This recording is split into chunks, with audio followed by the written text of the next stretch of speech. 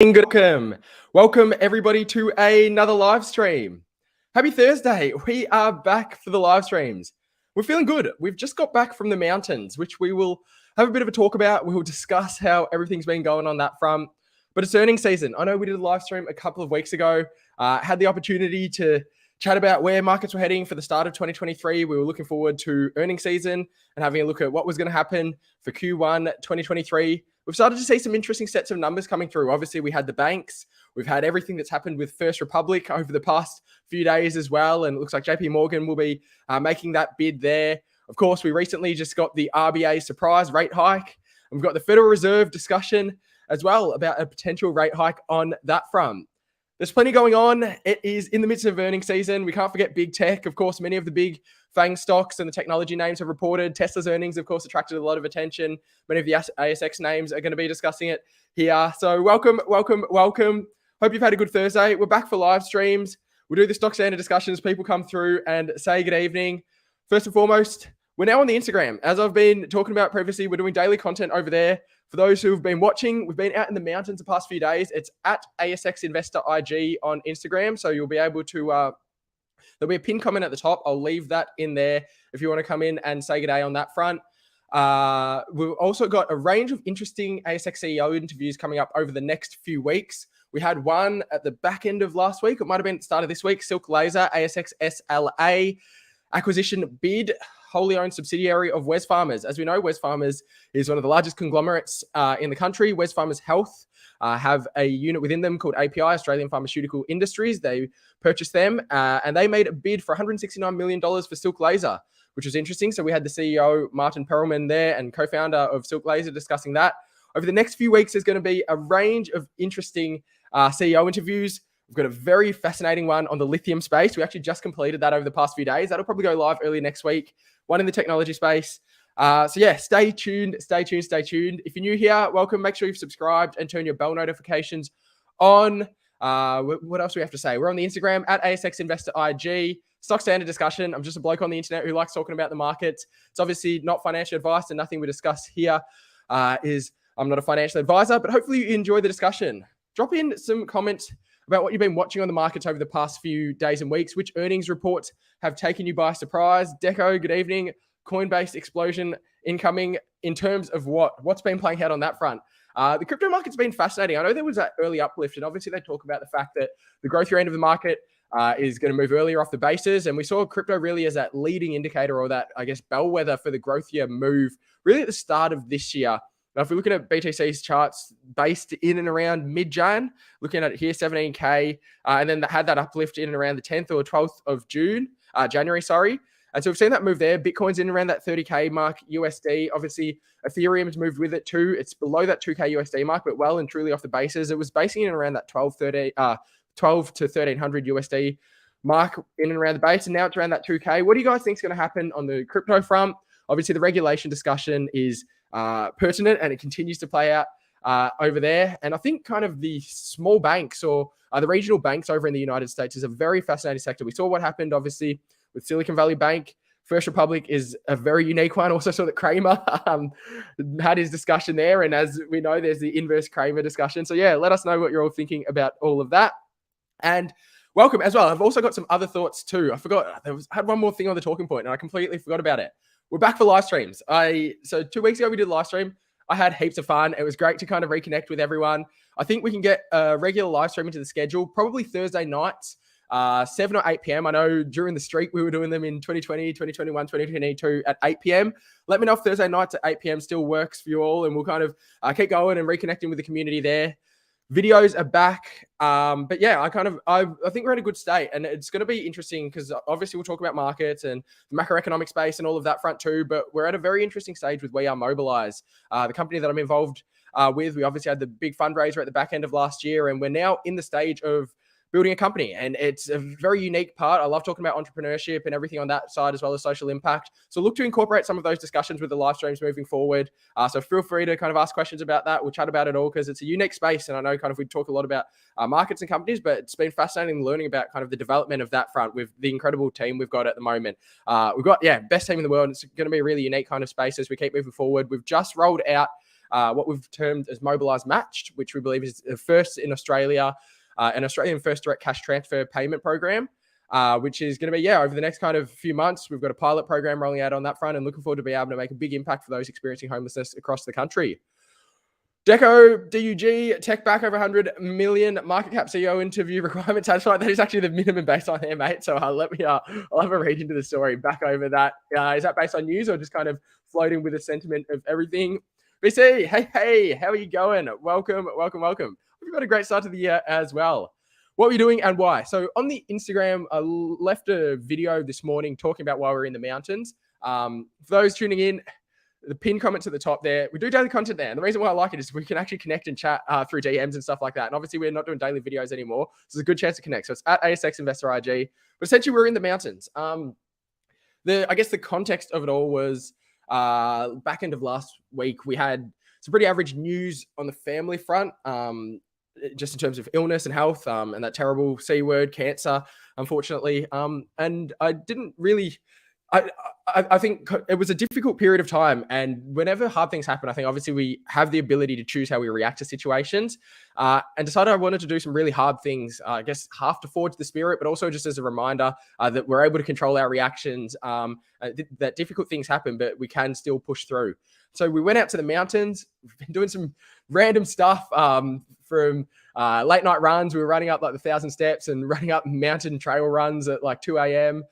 We've been doing cold showers. I think we talked about them last live stream, but we're doing kind of early morning creek swims, which are in the midst of winter. I'm in Melbourne. I don't know where you guys are, but it is bitterly cold. So we've been doing those. Definitely recommend them. The endorphin hit that you get from that is amazing. But it really was just to steal the mind and to be able to, I guess, build up the resilience and strength that you need to get through situations. It was a great time to kind of reset and refresh as well. I think we get so caught up in the day-to-day, and just it's very easy to get stuck on the hamster wheel of life. And I'm sure everybody's felt and experienced that. But having that chance where you're just able to reset, get off your phone, and connect in with yourself and your thoughts more importantly. Because I didn't realize until I was out there how rare it's been to be able to just spend time alone with thoughts, because we've always got distractions, whether it's with like other people, whether it's like with our phone in our hand and we're on the computer at work, in meetings, but like it's very rare that we actually just get time with solitude and alone with our thoughts. So that's what we were doing. It was amazing. It was meant to finish. Yeah. So today we finished it, had a 6 a.m. swim in the creek this morning, kind of let out the primal scream and roar. And I think we're ready and back into life with the endorphins pumping. So life's good. It was really nice. Definitely recommend a reset, whatever that looks like for you guys. Obviously, you don't have to go out to the mountains, but whether it's like trying a new sport, putting in a new routine, early wake ups, eating food, whatever that looks like for you. I have a lot of fun doing these kind of mini resets here and there. SEC ready to shut them down and their earnings coming this week. Interesting. So that's talking about Coinbase. Has the share price started moving, or is this kind of all speculation at this stage? I wonder what will happen there. So if they get shut down in the US, they'll still have their global license, but geez, it's going to be the crypto space has been like, everybody knew it was going to be uncertain, unpredictable, volatile, but the amount of kind of changes in the regulatory space has been probably slower than most people thought, but also more explosive when things have started popping up. So yeah, we'll see kind of how things evolve on that front. Who's all evening, Apple early morning. I was reading a fact. Let me get this fact right before I say it. So Apple released a high yield savings account. I think this was about like 2 or 3 weeks ago. And yeah, I mean, they're entering the banking space, obviously a big conglomerate. They've got more than enough resources to have their fingers in a fair few pies. And Apple's entering the banking space. I think they were offering something like a 4% yield. Obviously rates have been moving, but 4% yield is, it was very competitive in comparison to a range of the different entrants and players in the space. And yeah, here it is. This is the fact. So Apple's new savings account draws nearly in and around, I think the time of this news report was $990 million in deposits in the first 4 days. That was 3 days ago. So Apple's high yield savings account has drawn over $1 billion of inflows into that within the first week, which is pretty wild. I mean, obviously they've got the name brand, and I'm assuming, I haven't used it. I've got an iPhone, but I haven't used it. But I'm assuming that it's relatively easy to integrate and link up if you're on Apple Pay and things like that. I think it's only a US based product at this stage. But yeah, kind of, we'll see how things play out for that over the longer term. But Apple earnings, I can't remember who it was. I think it's like Apple, Microsoft, and there's one more name. Let's do a bit of pop trivia. Let's see if anyone else read that fact. So Apple, Microsoft, and one more name, it might be Alphabet, but someone remind me who it is, makes up 16% of the S&P total weighting, just those three companies. And that's the S&P 500. So 3 out of 500 is, in and around a sixth of the total weighting. But someone's going to know this fact. It's Apple, Microsoft, plus one more. I think it's Alphabet, but remind me what it is. Jesse, how you going? Hey, ABB, how's Aussie broadband been tracking over this past period? I remember when they had that rapid uplift. Was it back end of 2021, 2022? That was a really, really big move with work from home and all of those trends, and big launch to the market after their IPO. Wait. There was that move. I think it was 4 days ago. It's obviously digested the SPP and the big share price movements as we saw on the back of it. I think ran up to like $9 odd, then back down to $5, and then ran back to $6.40 and change or something like that. I think yesterday's close was.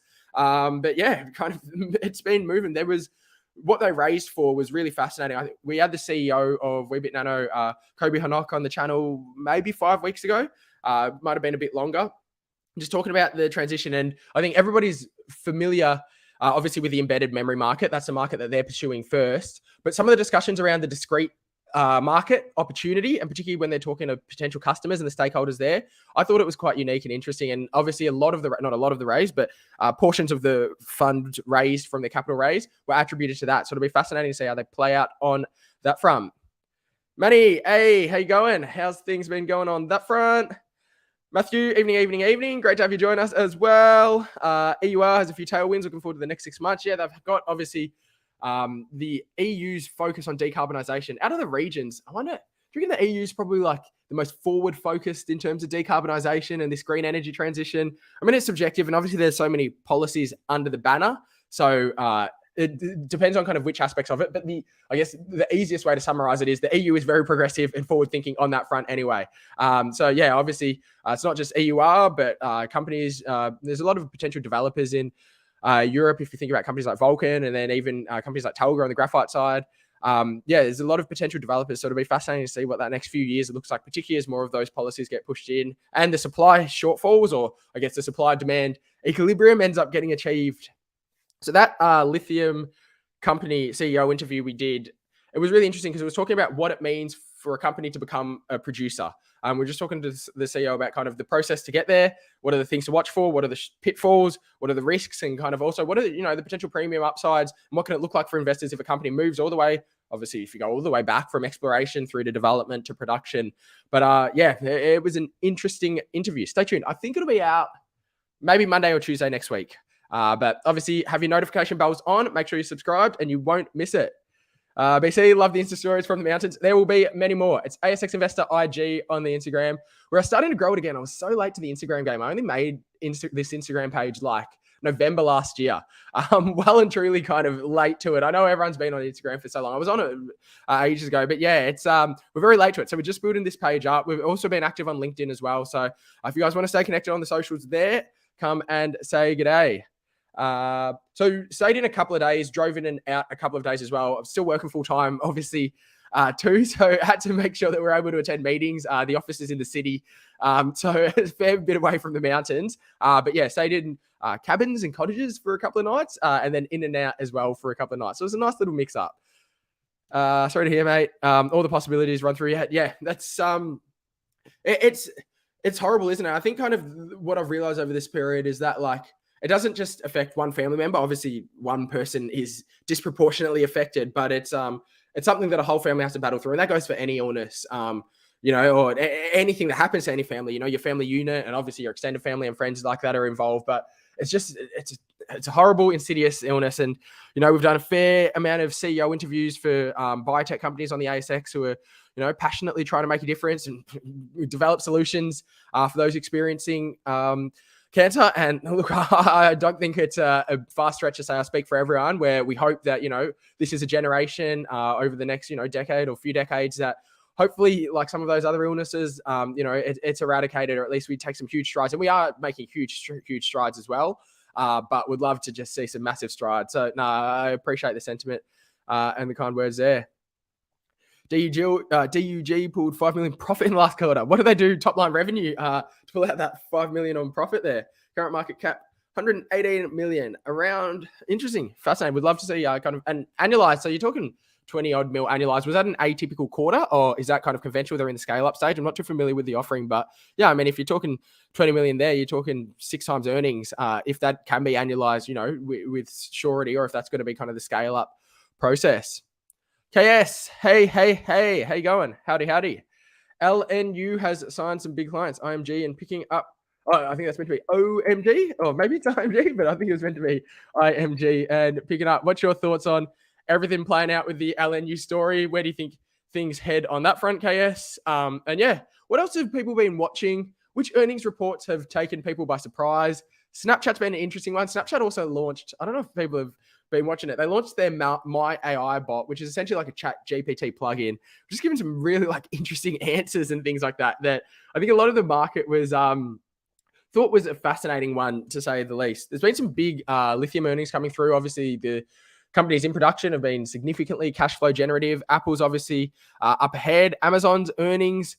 The market kind of oscillated between what it thought was good and bad. If I'm remembering the process right, the market uplifted in after hours trading, but then when the market opened, Amazon was red, or maybe it closed red, or something like that. Microsoft was something similar too. So yeah, there's been some interesting times. I think we're also looking at the macro environment too. We obviously had, I guess, the start of this year, when we think about it, a lot of the discussion kind of went, are we reaching nearish to peak inflation? Are we reaching near to peak rates consequently on the back of that? And obviously we've seen some change of sentiment. If you think back at home with the RBA and the surprise rate rise, I don't think there were many forecasters that were anticipating there was going to be that rate rise. And then Jerome Powell as well was speaking overnight with some interesting discussion. We've got the upcoming Fed decision. The Bank of England provided their recent inflation figures, 10.1%. That's hot. That's very, very hot, and hotter than anticipated. So yeah, I mean, the market has, I guess, a selective kind of memory about what things are important and what valuation or kind of what weighting it's going to attribute to things that are playing out. And we did go through a nice 2, 3, 4 month period where I guess the market just settled itself and inflation was not kind of that prominent focus point. But just under the surface, it feels like it's not inflation so much so. Obviously, inflation is a big part of the decision, and it's the attributing factor to it. But more so like the interest rate discussion. It's like maybe we're not yet at peak rates, and maybe they're going to keep turning the key a little bit. Now, is that the right or the wrong decision? Everyone's got different opinions on that, but that's kind of what it seems like a little bit. Been active much with buying and selling. Yeah, so I think I'm kind of in a pretty happy medium now, where we've just got the DCAs into some equities, some ETFs, and just continuing. Obviously, there's been that uplift since startish of this year. So, it's not like valuations are back to being expensive, but valuations have, they're well and truly off their bottom. So it's kind of not as, I guess, a prime period as we had back end of last year and earlier this year. But always watching and continuing to DCA. That's kind of the way that I approach things. SYR earnings was a fail. I haven't actually read into the earnings yet. What did they kind of identify in terms of that? Was it labor shortages? Was it difficulty with logistics, or kind of what was the key discussion point on that front and the key reason why it didn't live up to expectations? How you going, Galoonie? Deco, 12.7 million revenue. Interesting. So you're working in around that 4 off the top of my head, 40-ish% profit margin there from their products this quarter, 55% increase on same quarter last year. Churning up. That's what you like to see. If you continue, I think that's something else that people forget about markets and kind of earnings and things like that. And it depends on obviously which like stage or space in the market that you're thinking. But when you can compound into, double-digit growth rates quarterly, for example, or annually in this case, but consistently over, if you play the runway out for 3, 4, 5, 6 years, things compound rapidly. Now, to be able to grow consistently at that rate sustainably over years is no easy feat at all. Otherwise, every company would be doing it. But I do think people underweight like individual earnings because they look at a number and they're like, oh, 12%, like, yeah, nice. Without realizing the compounding effect. Like if you want to kind of get the easiest understanding of that, just go into Excel, line up a bunch of numbers and just add in, your percentage growth over, do it out for 3 years, 5 years, 7 years. Finding the companies that are able to do that consistently is the battle. That's obviously what we've talked about, but compounding growth compounds. That's just the nature of it. Evening seems Mr. Market is not valuing pre-revenue companies at present. Evening Spotty, yeah, I think we saw that transition 2020, and obviously it's carried through. Really, I think it was early 2022 when the market kind of just moved towards a more conservative stance. Obviously, we know in 2020 and 2021, it was basically the everything rally. Those early stage companies, market was searching for growth and paying ridiculous premiums for growth. And then it kind of started being a lot more conservative in the valuations, focusing much more on cash flows and earnings in the present day versus, the aspirational forecast. And we haven't had that switch back. And there's not to say that we're going to have that switch back to what we saw in 2020 and 2021, because that was atypical and everybody's aware of that. But yeah, we are definitely seeing it still having this conservative lens on it. And really, I guess it's much more of a return to normal versus this being the atypical period. The past period was atypical more so. Ratio, hey mate, what's feelings on copper? Yeah, I mean, let's have a look at the copper price. I'm going to look at it back. Yeah, so it's actually bounced fairly well from the back end of last year. We're not back at the highs, but it's also, if you look at a lot of commodities, it's probably bounced well and a lot better than a lot of the other ones. Copper, obviously, we've talked about this on the channel before. Dr. Copper is, a barometer or a sense check for global economic activity. We've just talked about this previously about economic activity and the uncertainty in markets and the broader economy about where things are going to head. Will we be able to avoid the recession? Are we, staring down the barrel of it? Are we in the midst of it? So copper as a barometer of it, just because it's such a key component and use case in so many different just items, is going to be relatively beholden to where things head on that front. But I think copper's got kind of that backstop as well over the more medium to longer term, and that it's such a critical resource as well in terms of decarbonisation. And regardless of where you look and regardless of what your thoughts are on the short term sentiment of the markets and macroeconomic activity, I don't think anybody's able to kind of deny or say that the green revolution is arriving, if not has arrived, and is probably only going to pick up pace moving forward. So I think, resources in that space are going to have demand for them. Obviously, prices, you have to see kind of supply demand and, where the projects are coming online. But I think the green energy transition's evidently picking up from here. IMG events. So it was IMG, not OMG. Beautiful. Invalid, 2 big clients signed by Alan U +1. Cricket Australia. Nice. That's it's a big one. I know the Australian test team's about to play the one test final. It's an interesting kind of, dynamic that they've introduced, having like a one test final, because you always think about test as series. But there you go. Flywheel taking place. Watch our latest webinar. Thanks, KS. Thoughts on Karoon? I haven't looked too much into them, Brett. Give us the overview. Let us know what you like about them. Just having a look at the chart here. Yeah, they've been in a range since, other than that kind of one break of the range, they're really range back to mid-2021 or September 2021. So what's going on there? What's the story? What do you like about it? MEI, global level rare earth discovery, something to watch out for. Nice. NAB drops like a rock. Glad I sold off the portfolio. Hey, Reem, how you going? Whole portfolio you sold off, or you sell it? You saying you sold NAB off the portfolio and took the profit? DG going for defense industry security program.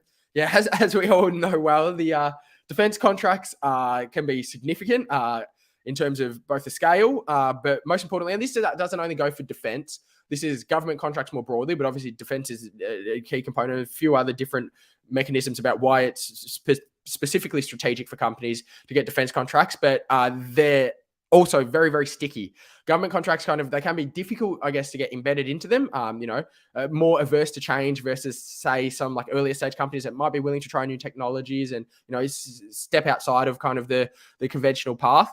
But government contracts can be, very, very sticky. So on the horizon, there you go. That's what Deco's mentioned.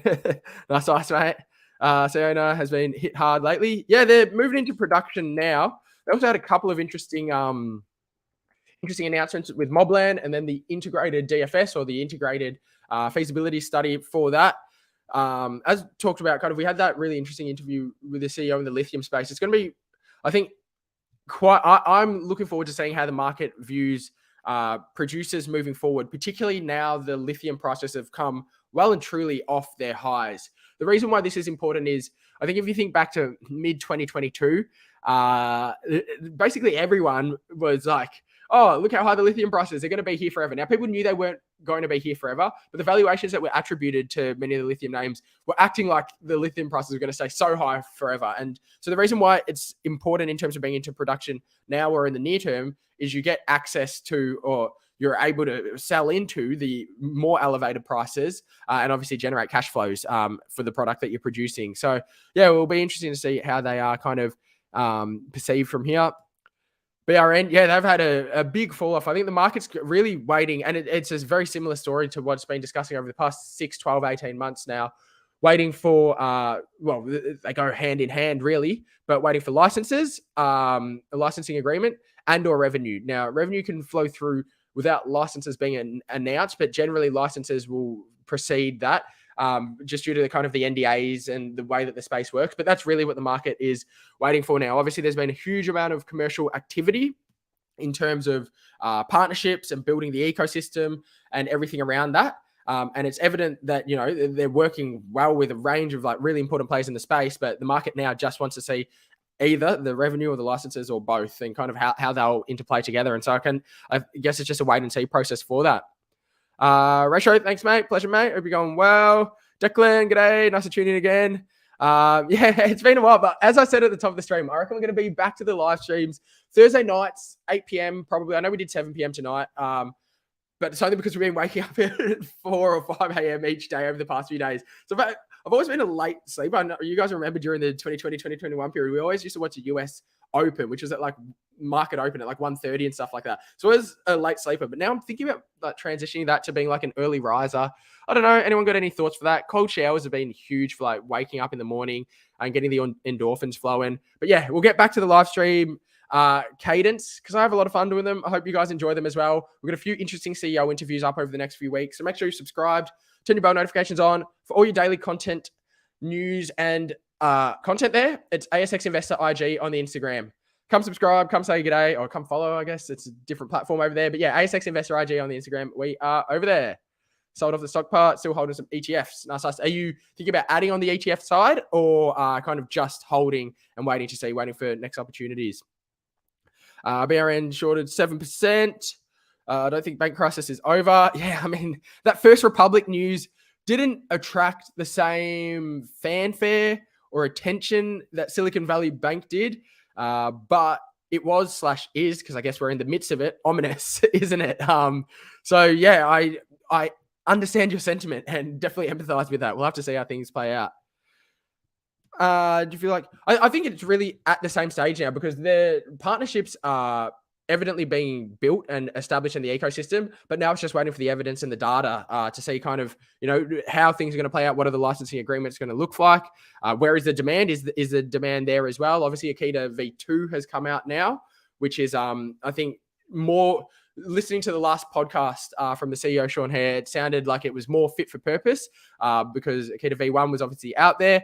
But it seemed like, I think the terminology used was something along the lines of a really top tier product, you know, absolutely a huge technological advancement, but there was solutions already for customers in that space. And to be able to displace these things, similar to what we talked about government contracts, in the semiconductor space, you know, these engagement cycles are very, very long, but once you're in, then, you know, the product cycles go for a long period of time. So it sounds like V2, okay, is probably going to be more fit for purpose. So waiting to see kind of the evidence on that front.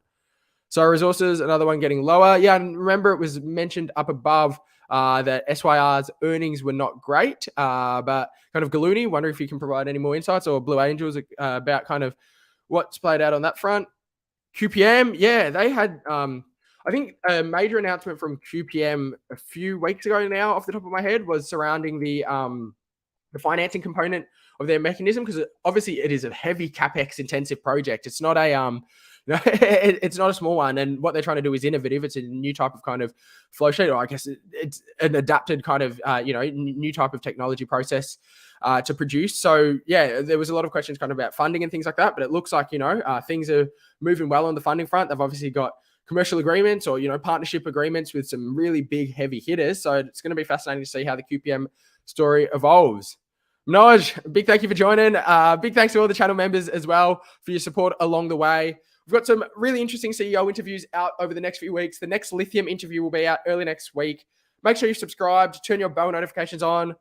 We're on Instagram at ASX Investor IG. We'll be back for another live stream, I reckon next Thursday at 8 p.m. And from there, once we get the cadence going, I'll keep you guys updated. In the community tab is where we do all the discussions about all of that too. So stay tuned. Peter, EBR, a new cochlear. Jeez, a new cochlear is a huge, huge thing because obviously everybody knows about the success story that cochlear was and is. But yeah, I haven't looked into EBR. Let me add it to the list to have a read into, mate. What do you like about it? What's the story? Alrighty, guys. I was up at 4:30 this morning going for that swim in the stream. So I reckon it's just about bedtime now. We'll work out. I'll let you know next Thursday what the sleeping pattern looks like because it's all over the place right now. But more live streams. We'll be back next Thursday at 8 p.m. We're back on the rhythm now. CEO interviews. We're going to do 4 CEO interviews over 4 weeks in May. We just did the Silk Laser CEO interview last week. They've got the acquisition bid from Wesfarmers subsidiary, which is an interesting one. So you can check some of those other videos out on the channel. Come to the Instagram at ASX Investor RG. A big thank you for joining us. Earnings season, we're right in the midst of it. We'll unpack it all. I know there was some discussion about Apple's earnings tomorrow. Next week, we'll talk about it in the live stream. We'll see you there. It's been good to be back. I've really enjoyed it. I hope you guys have a fantastic Thursday night or morning or afternoon, wherever you're tuning in from. A big thank you for joining us. For now, stay well and happy investing.